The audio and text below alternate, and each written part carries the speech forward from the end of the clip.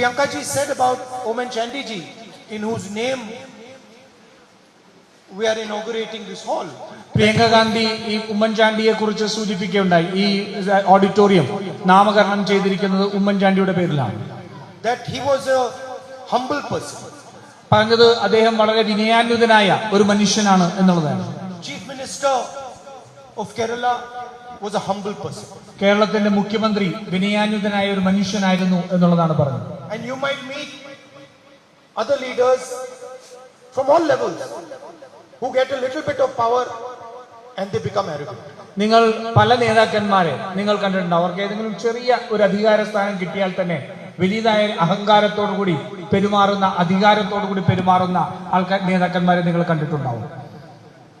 There are very senior leaders in India at the national level who have no humility whatsoever. ദേശീയ നേതൃത്വത്തിൽ തന്നെ നോക്കിയാൽ ഒട്ടേറെ നേതാക്കന്മാരുണ്ടാകും.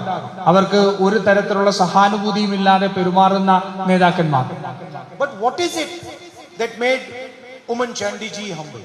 പക്ഷെ എന്താണ് ഉമ്മൻചാണ്ടി എന്ന് പറയുന്ന മനുഷ്യനെ ഒരു വിനയാനുദ്ധനായി നിലനിർത്തിയത് എന്താണ് എന്നുള്ളത് ചിന്തിക്കണം.